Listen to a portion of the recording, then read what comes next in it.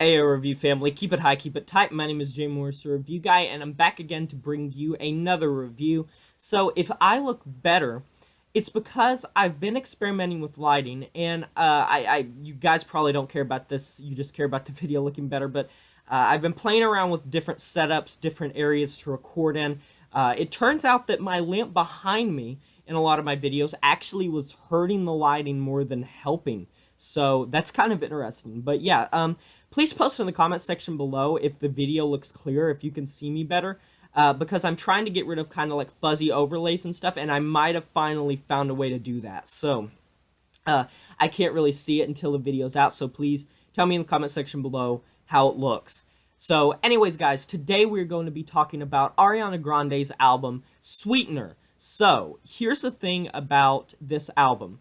It came out not like a super long time ago, but fairly recent, and I thought about reviewing it on the first week, but I wanted to give it more time to kind of simmer in my mind, because the thing about a lot of albums is if I can foresee that I'm going to be talking about an album longer than usual, like, see, I can usually sum up an album in about 4 to 6 minutes. Well, this album might be a little bit different because I have quite a bit to say about it, and I wanted to let those ideas fester. I wanted to kind of plan out a lot of things I wanted to say in this video. So, Ariana Grande's album, Sweetener. This is the follow-up to her 2016 release, Dangerous Woman, and I have to say that Ariana Grande has, for years now, been one of my favorite, like, consistently talented pop artists of this decade. And I grew up in the 2000s with a lot of really mediocre pop. We went through a lot of different eras of rap. We went through a lot of different eras of like dubstep and electronic music, and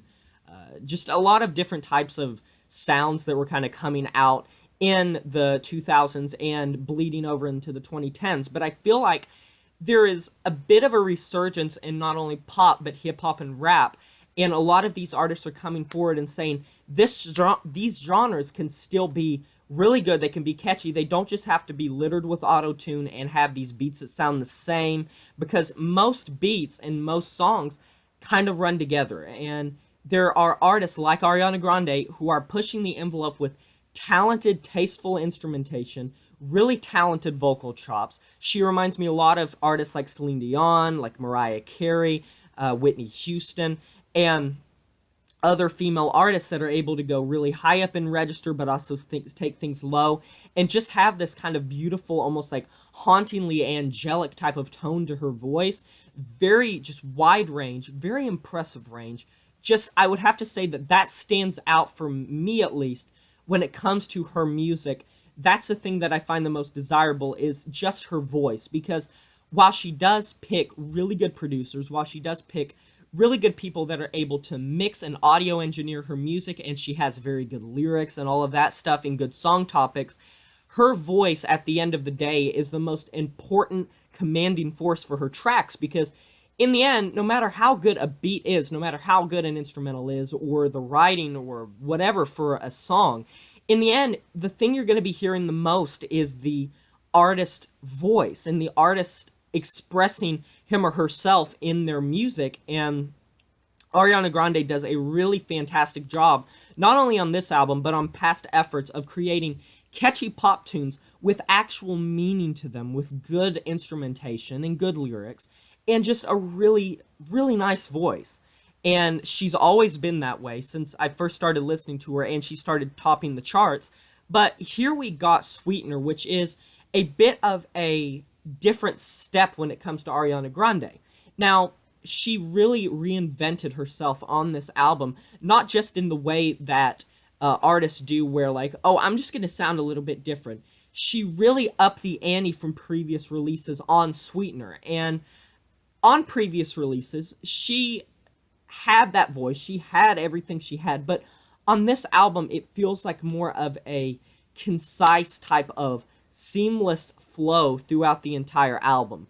And it's 15 tracks, and you start off with the intro track, which is a like a 30-40 second like a cappella thing with this really beautiful reverb echoing effect that makes Ariana's voice sound like, just literally, like I said earlier, an angel. I mean, she literally gave me such like a Celine Dion or Mariah Carey vibe when she's just hitting these notes. And it really goes to show that she's giving so much to her music, because she could, at this height of her popularity, and right now she's as popular as she's ever been, she really could just resort to auto-tune or getting ghostwriters or having just cliche type of instrumentals. But what she does on Sweetener and what she does throughout this track listing is, you can tell that she is really giving her all to these tracks. She is really being completely passionate and completely into what she's trying to do on this album. And that's one thing that I respect so much, is artists that don't let fame necessarily dictate their sound, but if anything, it makes her work harder by the looks of it, because she knows that there's more and more people watching what she's doing and listening to her. So she's saying, I gotta impress them, I gotta make them proud, I gotta make some really good music. And that's what she did.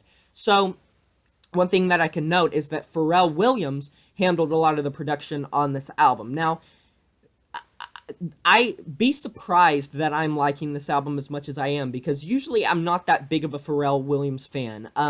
I've listened to his tracks. I know that he has some big hits. I've heard those hits because, like I said, I've grown up in the 2000s and 2010s, and I've heard his popularity. I've heard his kind of smooth jazz, R&B, poppy type of veneer, but he is really, he handles the production well on this album.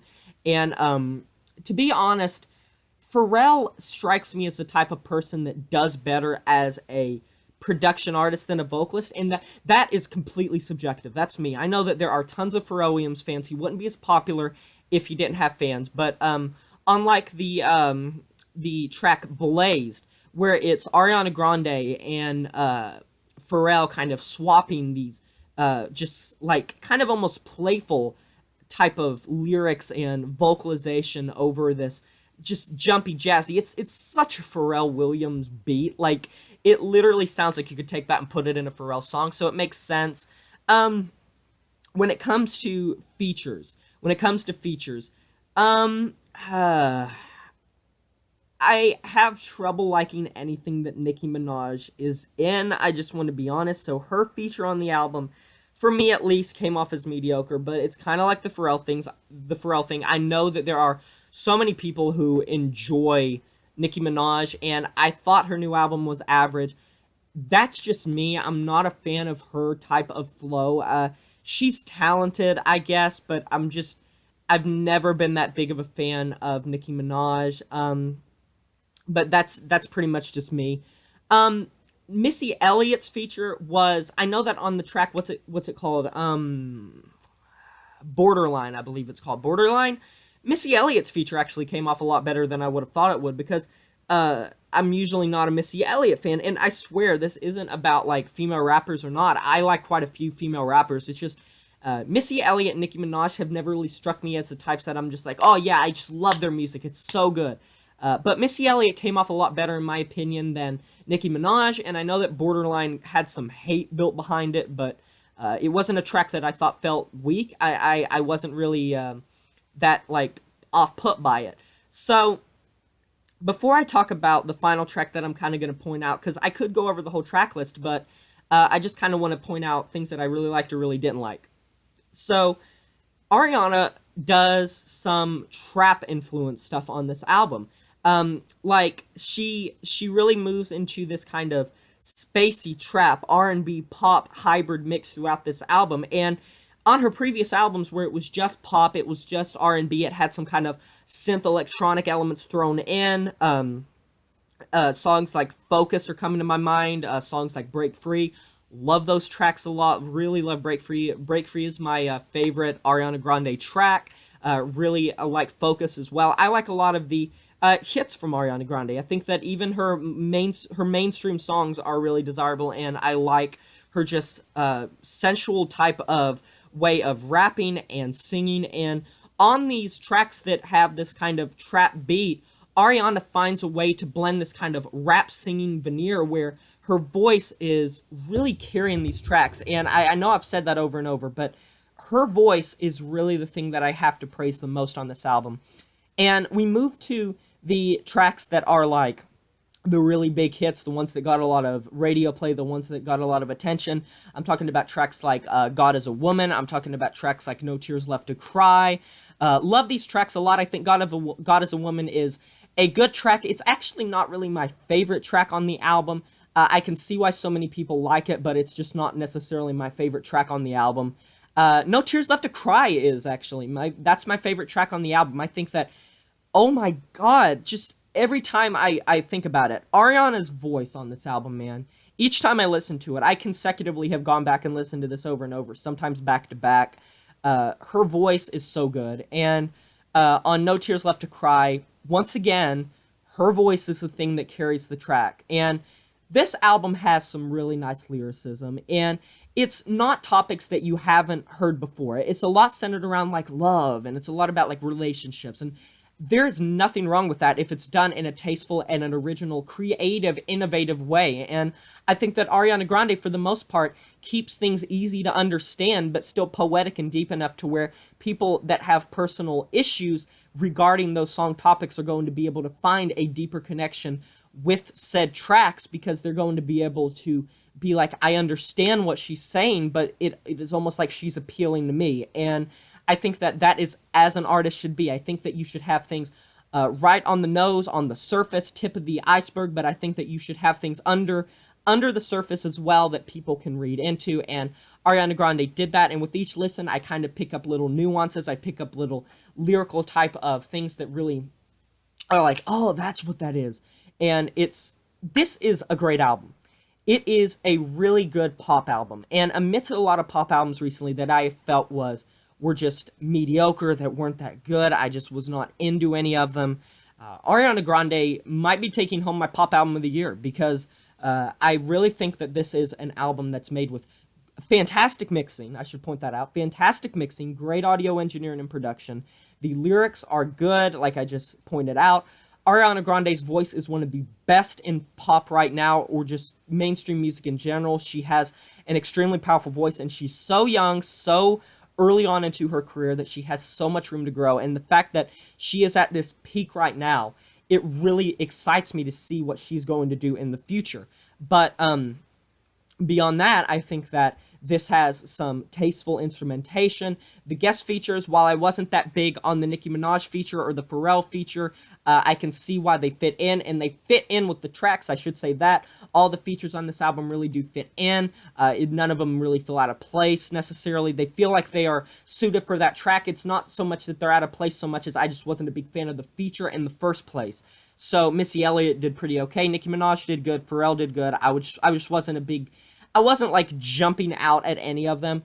Ariana Grande was my main focus of the album, and I think that she has enough to offer that these 15 tracks don't feel like filler. None of them feel bad. I believe this album is like in the mid to late 40-minute mark, so it's not super long. It doesn't overstay its welcome too much. It's not like a 1-2 hour album. Drake. I should really review that album eventually. But anyways, guys, I want to hear what you thought of Ariana Grande's album, Sweetener. I'm going to be giving it a 9 out of 10. I think it's a great pop album, and pretty much everything that I would want out of a pop album. And I would love to hear what you guys think. So post in the comments below what you thought. Like, comment, subscribe. It helps me out a lot, and I would shout your channel out. How's the lighting? Is the setup better? Do you like this setup more? And I will talk to you guys next time. But until then, my name is Jay Morris, the Review Guy, and I'm signing off saying farewell.